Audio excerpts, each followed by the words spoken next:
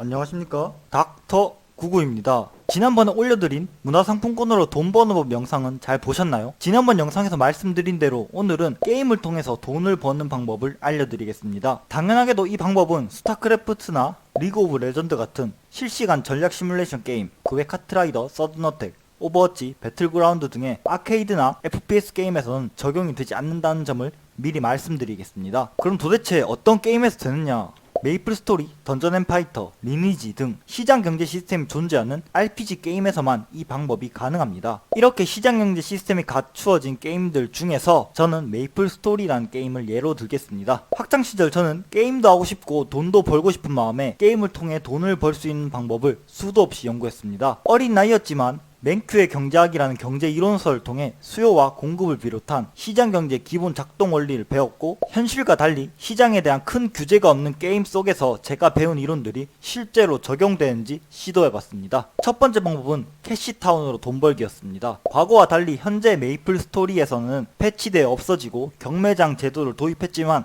예전에는 자유시장이 굉장히 활성화되어 있었고, 이 자유시장에는 캐시타운이라는 곳이 존재했습니다. 이 캐시타운이라는 것이 정식적인 명칭은 아니지만 자유시장 한 페이지 내에 오로지 캐시 아이템만 판매하는 공간이 있었고, 주로 1서버 7번 방이나 2서버 7번 방에 형성이 되어 있었습니다. 당시 매수 시세보다 20%에서 30% 가격이 높게 책정되어 있었음에도 불구하고 매수로 캐시 아이템을 사려던 사람들에게는 귀찮게 자유시장을 돌아다니지 않고 이 캐시타운에만 오면 바로 아이템을 구매가 가능하니까 시간을 아낄 수 있는 좋은 장소였죠. 먹거리 음식점들이 모여있는 먹자 골목의 형성 원리와 비슷하다고 이해하시면 됩니다. 저 또한 이 캐시타운의 한 자리를 차지하게 되었고, 2017년 11월 말 메이플 스토리에서 자유시장 제도가 폐쇄되기 전까지 쏠쏠한 재미를 봤었습니다. 요약을 해보자면 5%에서 10% 정도 할인된 가격에 문화상품권이나 넥슨 캐시를 구매해서 부엉이 혹은 고성능 확성기 등 비교적 수요가 많은 잘 팔리는 소모성 캐시 아이템을 구매한 뒤 시중의 가격보다 10%에서 15% 정도 비싸게 판매하여 마진을 남기는 방식이었습니다. 이렇게 마진을 남겨 판매한 게임머니는 게임에서 직접 이용하기도 했고, 아이템 매니아를 통해 판매하여 현금화를 하기도 했습니다. 두 번째 방법은 매소의 수요와 공급으로 돈을 버는 방법입니다. 게임 속의 시장 경제에서도 수요와 공급의 법칙이 존재합니다. 무통장 거래나 아이템 매니아, 심지어 매소 마켓이란 시스템을 통해 게임 내부에서도 게임머니와 현금을 언제든지 교환 가능한 요즘, 매소의 수요가 많아지면 매소의 가격이 오르고, 매소의 수요가 적어지면 매소의 가격이 내리는 것은 당연한 원리입니다. 그럼 도대체 언제 매소 가격이 싸고 언제 매소 가격이 비쌀까요? 매소의 가격은 보통 메이플 스토리 내에서 매소나 아이템을 뿌리는 이벤트를 할 때 싸지고, 신규 직업이 나오는 경우, 버닝 이벤트를 하는 경우 가격이 비싸집니다. 수요가 많아지기 때문이죠. 예전에는 방학 시즌 때도 매소의 가격이 올라갔었는데, 요즘에는 워낙 고인물 게임이 되다 보니까 방학 시즌에는 딱히 시세 변동이 크게 없는 것 같아요. 어쨌든 저 같은 경우에는 이벤트를 통해 매소가 과잉 공급됐을 때 구매를 하거나, 신규 직업이 나올 경우 관련 아이템을 구매해서 시세 차익을 노렸습니다.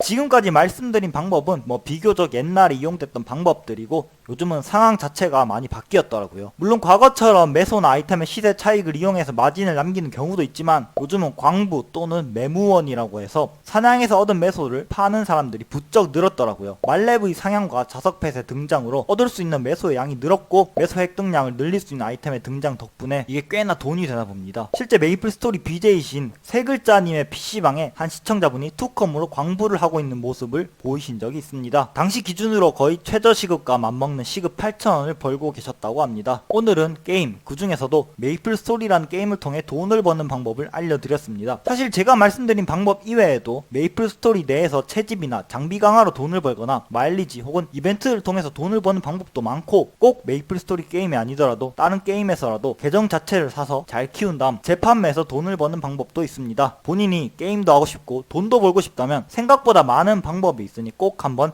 스스로 찾아보시길 바랍니다. 오늘도 제 영상을 시청해주셔서 감사합니다. 저는 닥터 구구입니다.